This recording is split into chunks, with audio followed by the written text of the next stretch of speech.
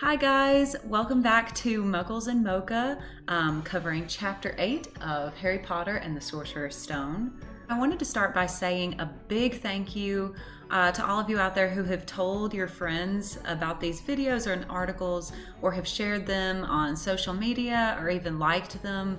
That helps more people be able to see these posts, so thank you so much. I really appreciate it, and I've had a really good time so far doing this with you guys, so let's keep going. Chapter 8. If you are new here, this is our Harry Potter book club. It's connected to my editing website, MadisonKdarby.com. You can check out the article that I've written this week too. It's down below. It is intense, and we're going to talk about it here too, so get ready. And if you like these videos and articles, please like and subscribe to my YouTube channel, or you can follow me on social media, which is on my website. So, something else I wanted to talk about is the lack of comment spotlight videos.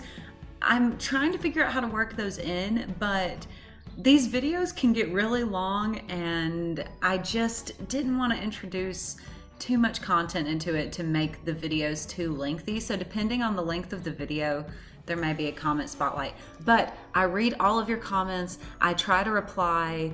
Thank you so much for putting your thoughts there, and let's keep that going because I love reading y'all's comments about the videos and the books in general. So thank you.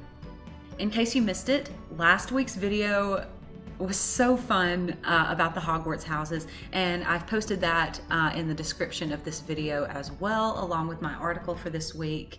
Go check it out. We talk about Gryffindor, Hufflepuff, Ravenclaw, and Slytherin, my extremely biased thoughts on them, as well as information about them from the books. So yeah, check that out. Bishop talks with me in it as well, so that was cool, and hopefully he'll be able to come back soon and do that again. So today, I have all of my materials ready. I have my book, of course, the rant stick, aka my wand, and my coffee for today. And for any of you Kingdom Hearts fans out there, that video game, this is my Kingdom Hearts mug. It has a Keyblade handle, and it holds a lot of coffee. Look at how big this is.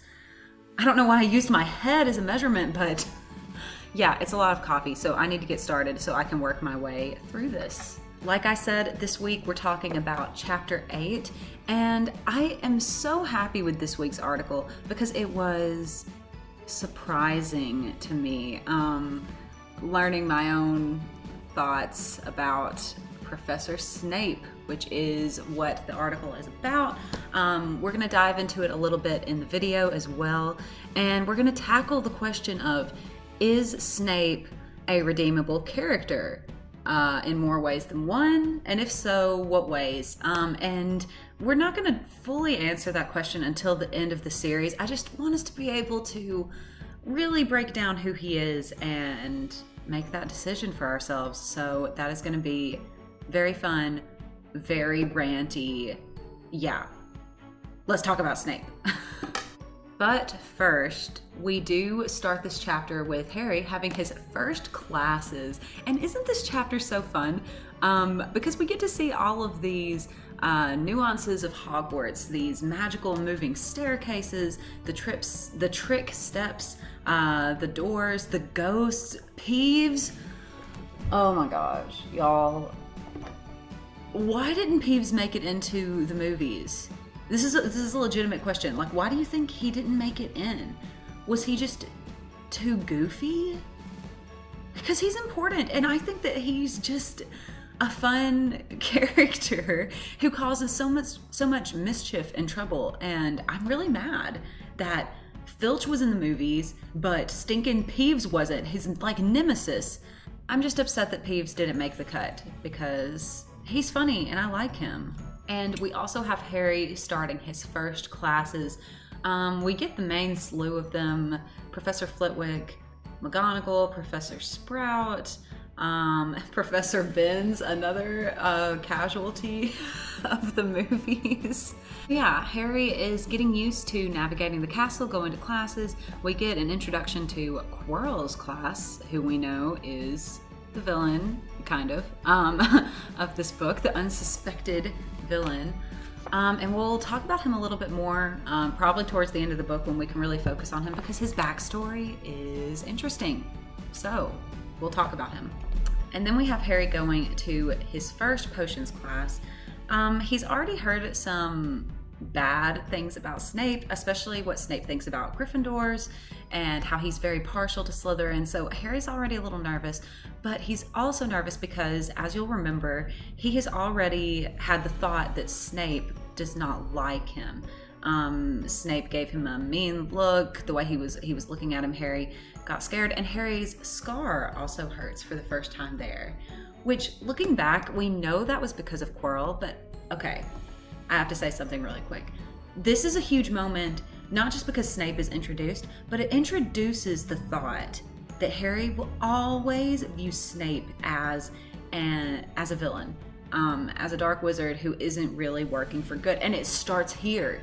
And he hasn't even met Snape yet, but he gets the feeling that, well, I mean, his scar hurts. I just think that it's foreshadowing into Harry's thoughts about Snape and how he can never really get over the fact that Snape is bad and can't move past that, which he has good reason, as we'll get to, but just wanted to throw that out there. Now, Harry's first class. I'm gonna go ahead and just kind of lay out what happens to Harry during this moment. He gets into the dungeon, and Snape begins his lecture by intentionally bringing Harry to the forefront of the conversation and humiliating him really in front of his peers on one of his first days of class. He mocks him. He asks him questions that Harry obviously would not know. And okay, I'm gonna ask you guys something. I've seen I don't even know if it's a fan theory as much as it is a meme, but there was a Tumblr post, I believe, that broke down what Snape said, the questions that he asks him about Wolfsbane and Bezoar and stuff like that. And translating it from, I don't want to say flower language, but kind of, someone translated that what he was actually saying is that he was in love with Lily. I have no idea if there is any truth to this, but if any of y'all have heard of it, let me know, because I don't know if that's true or not. But I don't think that was why Snape was asking Harry these questions. I will say that. I think he was intentionally trying to get some jabs into Harry from the get-go. And then he even ends the class by accusing Harry of not helping Neville, who has failed in his first potion making experience, and he takes away a single house point from Harry because he was his neighbor and did not tell him. I can't remember what exactly it is now. He didn't add something right. So yeah, Harry's first experience with Snape is obviously pretty terrible. Wow. And honestly, this is kind of where I want to bring up the idea of the question that we have. Is Snape redeemable? And like I said, I'm going to give my final answer at the end of this. But right now, I won't tell you exactly all my thoughts on everything, because we'll get to them in later books, some events that happen. But I have always held a lot of resentment towards Snape. A lot. Personally, I think that Alan Rickman, his portrayal of Snape, it is fantastic, first of all. But we love Alan Rickman. There's some moments in the Harry Potter books where he's funny.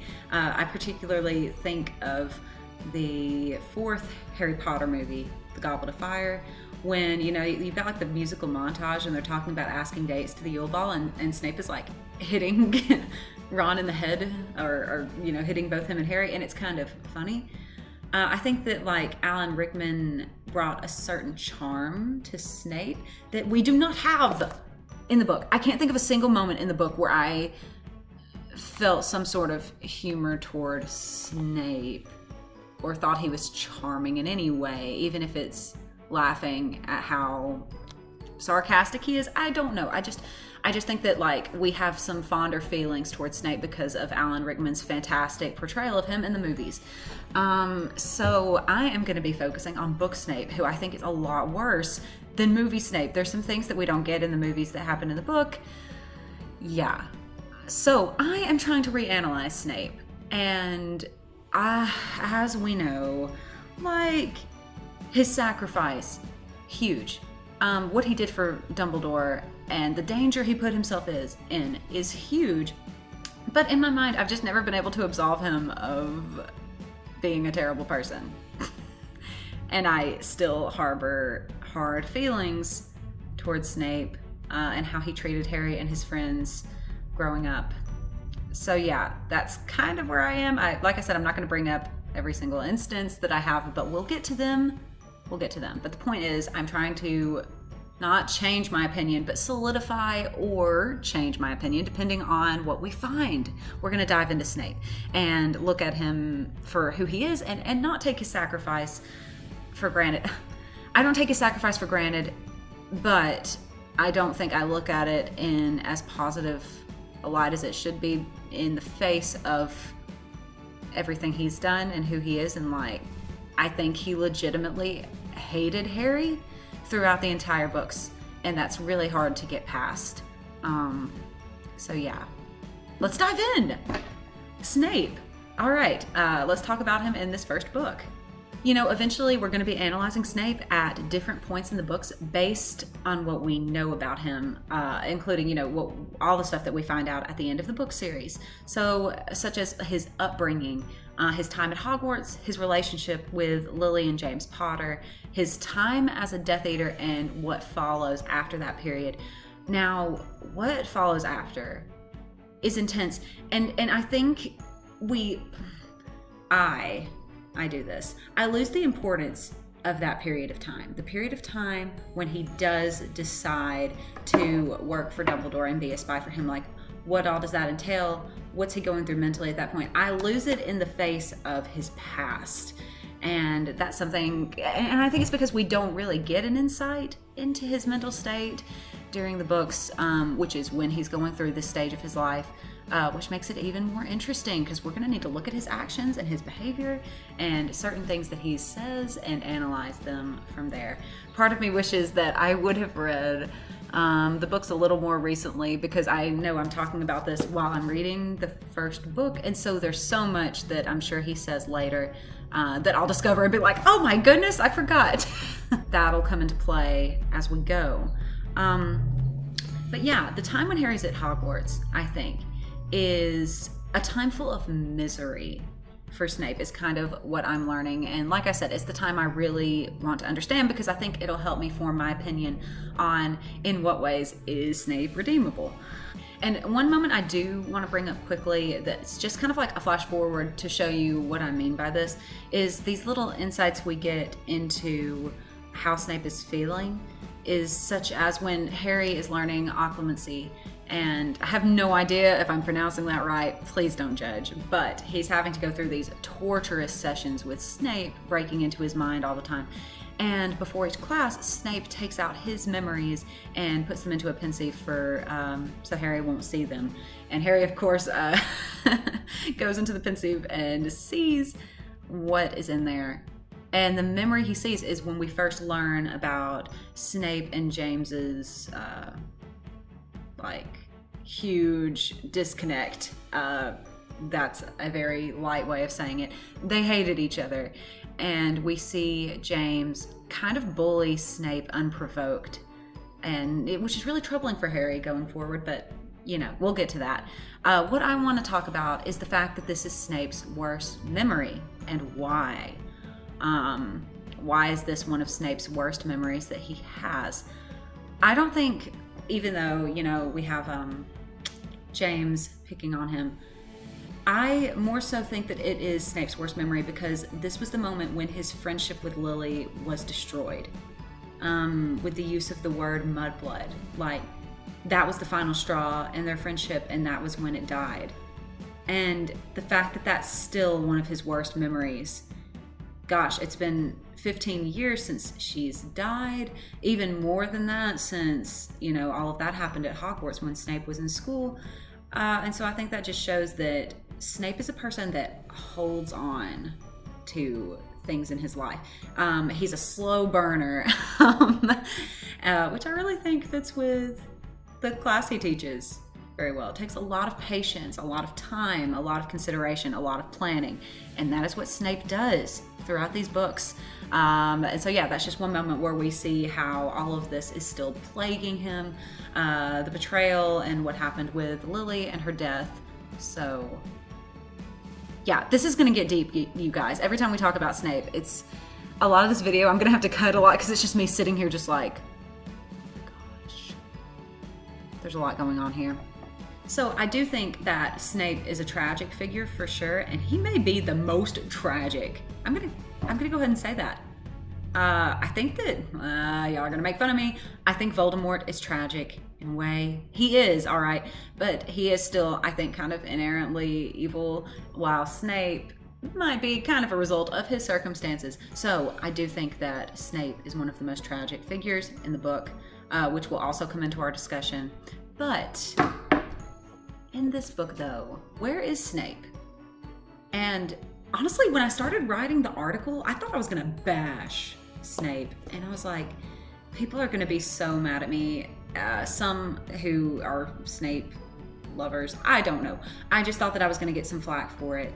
But then I did a lot of research into Snape, just to remind myself of, you know, like the timeline and what all he went through there. And I tried to put myself into Snape's head during this moment. And let me tell y'all, it's dark. It was a dark place to go as I was writing. But to accurately analyze him, I think we need to examine Snape as a person at each and every moment. As far as Snape's personality and where he is in this book, I'm just gonna read you what I wrote in the article because this is how I feel about it. The way I view it is, Snape is a pretty miserable person who is protecting the son of the enemy who married his true love in the first book. It's obvious he holds some intense resentment about the nature of this responsibility. He's most likely been dreading Harry's arrival at Hogwarts, knowing he'll be faced with the memories of what happened between him, James, Lily, and Voldemort every single day. Every time he sees Harry, it's a reminder of the responsibility he has and why he's doing it. Then he meets Harry, and what does he see? The eyes of the woman he loved, which will constantly remind him of the mistakes he made, the unknowing betrayal, the death, all in the face of James Potter. So I think Harry to Snape is the mixture of everything he hates. I mean, he loved Lily, but seeing those eyes is more of a reminder of pain than it is childhood memories, you know? All the things that he did wrong, because I think he does blame himself for what he said to her and driving her away. And then he hated James. And James ended up marrying the woman of his dreams, who he had loved since he was a child. You know, there's a lot going into this. And so then he meets Harry, and I'm sure he was building up that this kid is going to be just like his dad. I mean, he says that all the time, so we know that. And just has a hatred solidified for Harry before he even walks in the door. And when he does walk in the door, seeing his physical features would only just, you know, be the final nail in the coffin of his feelings for Harry. So yeah, it's sad. It's deep. What do you think about Snape? I mean, like, I want you to keep an open mind, because I do think that some of our answers will change kind of throughout these books. But right now, what do you think about Snape? Did his sacrifice just like clear him of all guilt, even the way he treated Harry and the other kids throughout the books? Or, you know, is he bad and he just did this to reconcile the things that he had done that were his own fault?